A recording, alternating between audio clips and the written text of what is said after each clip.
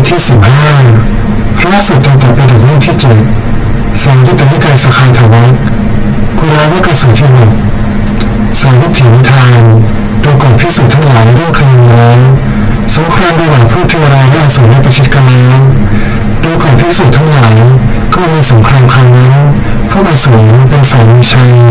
พวกเทวดาเป็นฝ่ายพระชัยดูก่อนภิกษุทั้งหลายพวกเทวดาผู้พ่ายแพ้ต่างพากันหนีไปทางที่บริเวณพวกอสูรได้ชวนกันไล่พวกเทวดาเหล่านั้นไปแล้วทีแล้วดูก่อนภิกษุทั้งหลายครั้งนั้นเลยท้าวสักกะจันทราได้ตรัสกับมิตรีสังฆากรที่พระบุตรด้วยคาถาว่าดูก่อนมิตรีเธอจงหนีลุ่งรังนกในป่านี้โดยบอกว่านอนรถกลับถึงเราจะต้องเสียสละชีวิตในพวกอสูรก็ตามทีนกเหล่านี้อย่าได้ปราศจากรังสีเลยดูก่อนภิกษุทั้งหลายมิตรีสังฆากรที่พระบุตรรับพระดำรัสของท้าวสักกะจันทราว่าขอความเจริญจงมีแด่พระองค์อย่างนี้แล้วให้เราซึ่งเพียงได้มาอาชามีพันตัวหันหลังกลับดูก่อนภิกษุทั้งหลายครั้งนั้นมาผู้อสูรคิดว่าแบบนี้รัดซึ่งเพียงได้มาอาชามีพันตัวของท้าวสักกะจันทราหันกลับแล้วพวกเทวดาจากทางสงครามกับผู้อสูรเป็นครั้งที่2เลยผู้อสูรต่างตกใจกลับเข้าไปสู่สมบูรณ์ดูก่อนภิกษุทั้งหลายชัยชนะโดยธรรมแท้ๆได้เป็นของท้าวสักกะจันทราและด้วยประการฉะนี้เลยพระไตรปิฎกเล่มที่15ภาษาบาลีอักษรไทยพระสุตตันตปิฎกเล่มที่7สุตตสังสคาทวัคโคฉัตถังกุลาวกสุตังสาวัตถีนิทานังภูตปุพังภิกขุณีเทวาสุรสังฆามีสุรุปพิมโหหิสิตัสมิงโขปานาภิกขุณีสังฆามีอสุราชิวิงสุเทวาปราชิวิงสุปราชิตาจะขอภิกขุณีเทวาอาปานัง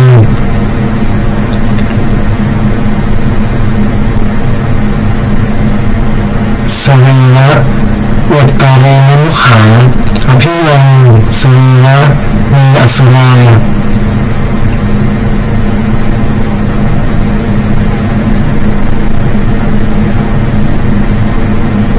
อาจขอภิกขุณีสักกรเทวานมินโท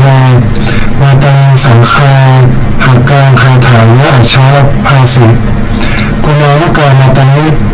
สิงพานิสมิงวิสามุขีนะปาริวัชยสุกามังจัชานะอาสุเรสุปานังมายุเมทิชาวิกุมาวาอาหิสุติเอวังพัฒทานตวาติโขภิกขุณีมาตานิสังฆาโกสักกัสสะเทวานมิทัสสะปฏิสุตตวาสหัสสยุตตังอาชัมยาระถังปัจจุทาวติสิ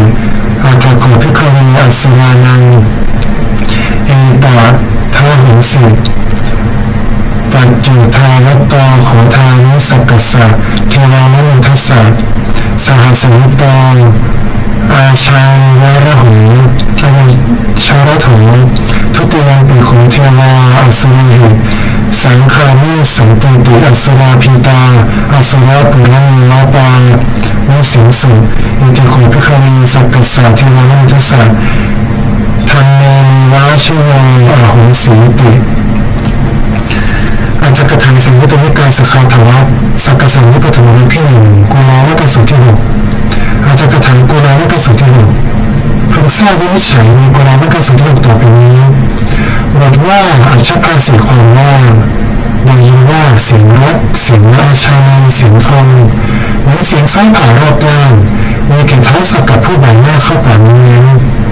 พวกครูผู้มีกำลังในป่านี้นั้นได้ยินเสียงร้องก็พากันหนีพวกครูที่แก่เท่าที่หมดแรงเพราะโรคและลูกนกที่ยังไม่เกิดขนปีกไม่อาจจะหนีได้กลัวตายตกใจร้องกันระเบิดเสียงแซ่ท้าวสักกะได้ยินเสียงนั้นแล้วจึงตรัสถามสารถีมิตรีว่าเสียงอะไรพ่อสารถีมิตรีกราบทูลว่าข้าแต่เทวะพวกครุฑได้ยินเสียงรถของพระองค์ไม่อาจจะหนีได้จึงร้องท้าวสักกะได้ฟังคำนั้นแล้วมีพระทัยประกอบด้วยพระกรุณาจึงตรัส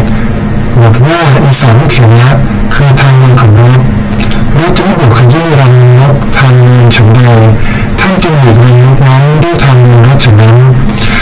ว่ารถที่เกิดด้วยบุญเป็นปัจจัยมุ่งหน้าไปที่ภูเขาจักรวาลก็ดีที่ภูเขาสิริโลกก็ดีย่อมมีขัดข้องยังไปด้วยอำนาจการเป็นอากาศถ้าจะพึงไปทางป่านี้นั้นมีกลุ่มใหญ่เป็นกลางป่านี้ก็มีกลางป่าในหงก็มีแต่ทั้งหมดก็ถูกเหยียบย่ำอย่างฉันใดแม้ป่านี้นั้นก็พึงเป็นฉันนั้นจบอรรถกถากุณาวัคสูตรที่ 6